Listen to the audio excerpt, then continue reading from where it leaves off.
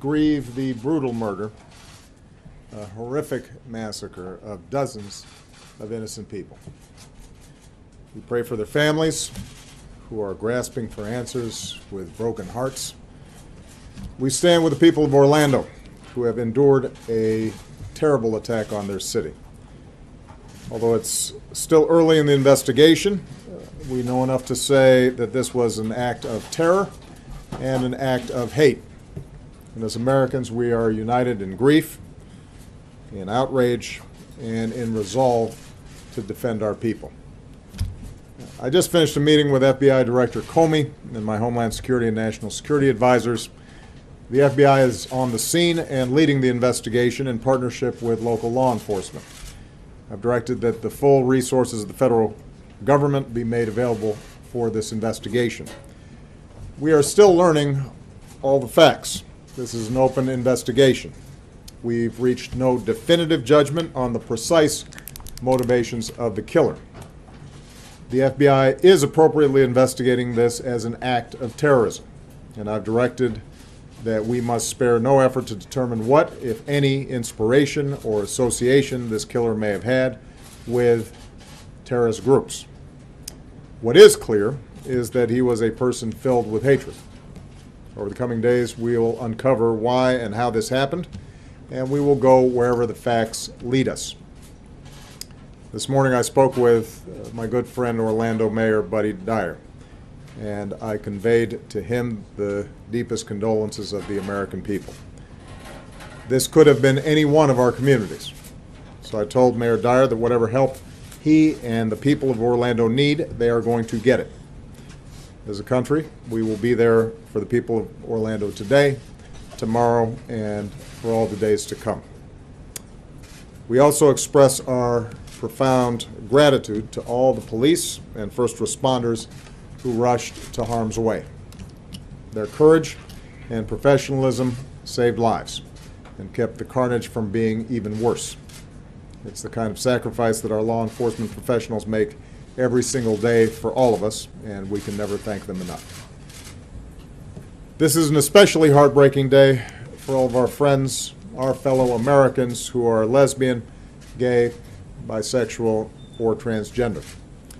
The shooter targeted a nightclub where people came together to be with friends, to dance and to sing, and to live. The place where they were attacked is more than a nightclub. It is a place of solidarity and empowerment where people have come together to raise awareness, to speak their minds, and to advocate for their civil rights.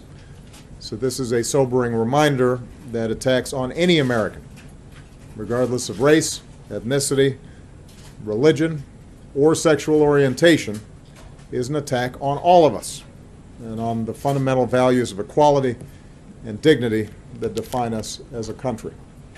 And no act of hate or terror will ever change who we are or the values that make us Americans.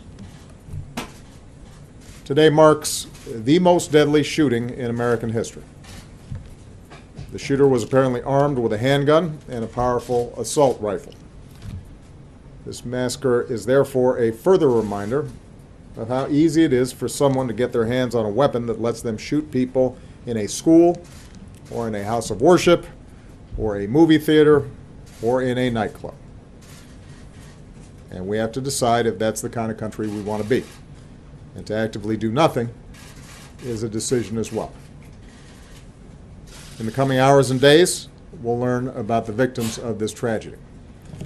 Their names, their faces, who they were, the joy that they brought to families and to friends, and the difference that they made in this world. Say a prayer for them, and say a prayer for their families. That God give them the strength to bear the unbearable, and that He give us all the strength to be there for them, and the strength and courage to change. We need to demonstrate that we are defined more as a country by the way they live their lives than by the hate of the man who took them from us. As we go together, we will draw inspiration from heroic and selfless acts. Friends who helped friends, took care of each other, and saved lives. In the face of hate and violence, we will love one another. We will not give in to fear or turn against each other. Instead, we will stand united as Americans to protect our people and defend our nation and to take action against those who threaten us. May God bless the Americans we lost this morning. May He comfort their families.